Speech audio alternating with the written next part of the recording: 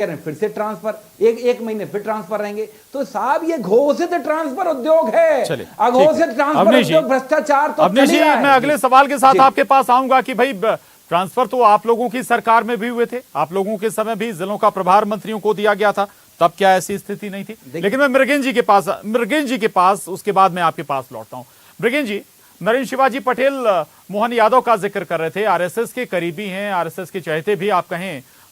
डिंडोरी की जिम्मेदारी विशेष तौर से आदिवासी बहुल जिले की देना, कुछ विशेष इसके पीछे आपको रणनीति नजर आती है? आदिवासी बहुल को फिर साधने की कोशिश, और दूसरी बात, क्या आरएसएस का भी दखल इन जिलों के प्रभार में रहा है? कैसे देखेंगे मृगेन जी?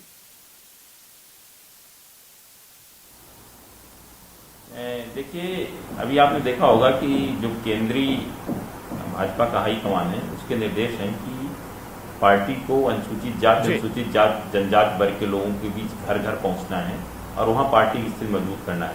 मध्य प्रदेश में जो पिछली बार कांग्रेस के मुकाबले भाजपा की सीटें कम आई थी, उसका सबसे बड़ा कारण था अनुसूचित जात जनजात के जो सुरक्षित सीटें हैं उसमें भारतीय जनता पार्टी को कम सीटें मिली थी।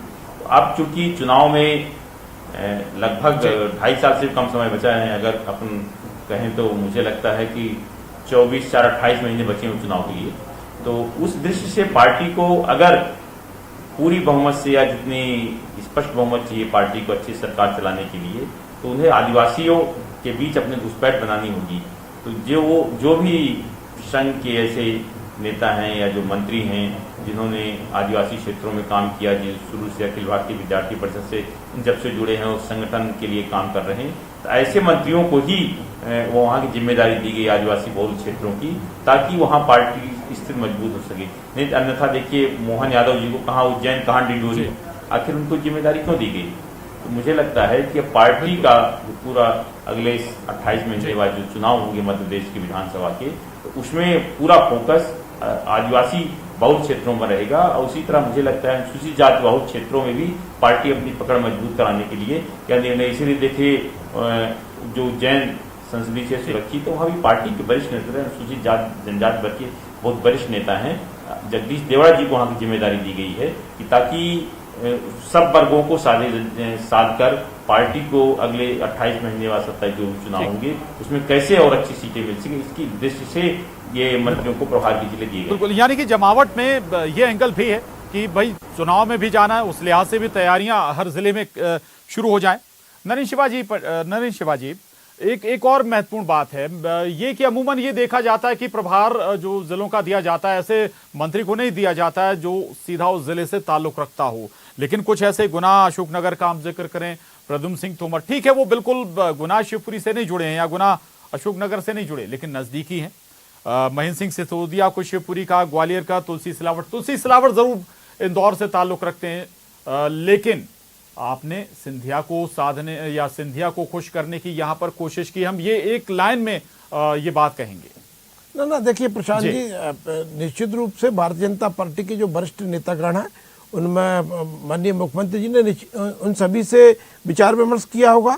माननीय नरेंद्र तोमर जी से भी विचार विमर्श हुआ होगा, थावरचंद जी गहलोत से भी हुआ होगा, माननीय सिंधिया जी से भी हुआ होगा, कैलाश विजयवर्गीय जी से भी हुआ होगा। तो जो हमारे वरिष्ठ नेता हैं जो केंद्रीय नेतृत्व में है, उनसे भी विचार विमर्श होता स्वाभाविक है।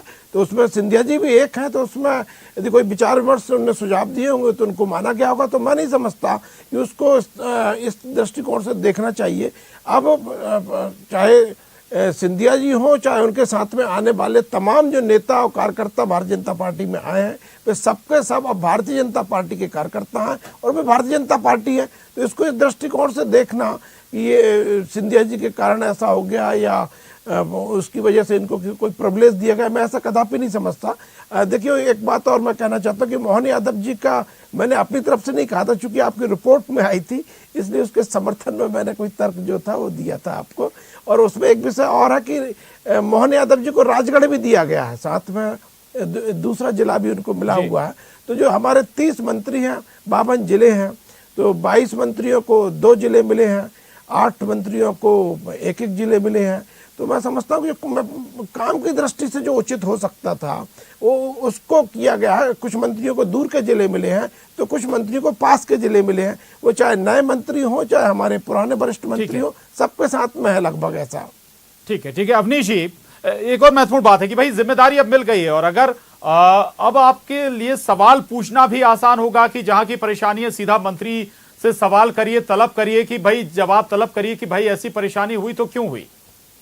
देखिए सबसे बड़ी बात है प्रशांत जी, एक बात चलिए आज मैं कहूंगा अंत भला तो सब भला, किसी तरह मंत्रियों को प्रभार मिल गए क्योंकि ये शिवराज जी के लिए बहुत मुश्किल कार्य था।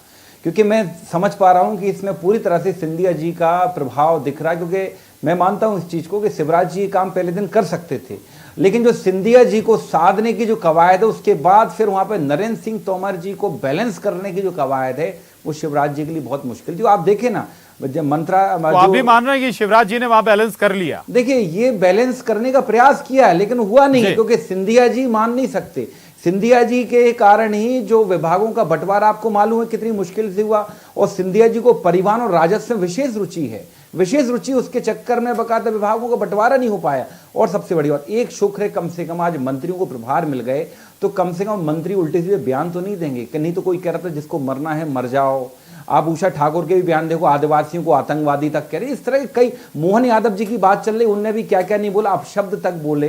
तो ये मैं ये कहूंगा चलिए कम से कम मंत्री बिजी रहेंगे अपने जिलों में और इस तरह की वार्तालाप नहीं करेंगे। लेकिन मैं फिर से प्रशांत जी एक बात कहूंगा, जितना नुकसान मध्य प्रदेश की जनता का हुआ है, जो प्रभार के जो प्रभार नहीं दिए गए, इतने विलंब किया गया उसमें जिलों के प्रभार देने में, उसका कोई आकलन नहीं कर सकता।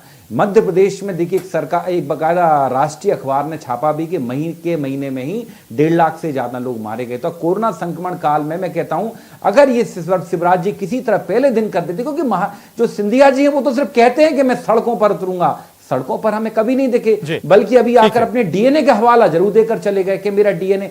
साहब कहने से थोड़ी होता सिंधिया जी, आपके कारण मध्य प्रदेश की जनता ने पूरा भुगता है। देखिए मैं फिर से कहूंगा ये लूट के द्वारा सरकार बनाई गई है। और आपने देखा होगा फिल्मों में जब अमरीश पुरी और डैनी में दोनों ग्रोह मिलकर लूट करते हैं ना, तो लूट के सामान को बांटने के लिए बाद में बड़ी जद्दोजहद होती है। ठीक है, ऐसी संज्ञा आपके नेताओं को भी बीजेपी के नेता दिया करते थे। बहरहाल मृगेंद्र सिंह जी, मेरा सवाल है आपसे, वक्त कम है, आखिरी सवाल रहेगा ये कि क्या ऐसी कोशिश की गई कि किसी का ईगो हर्ट ना हो? भाई सिंधिया को अगर अपने हिसाब से कुछ जमावट करनी है तो वो अपने मंत्रियों से कह दें, नरेंद्र सिंह तोमर जी को अगर कुछ अपने हिसाब से जमावट करनी है तो वो भारत सिंह कुशवाहा जी से कह दें, बजाय इसके कि कोई और मंत्री होता तो शायद फोन करते तो वो ईगो हर्ट हो जाता।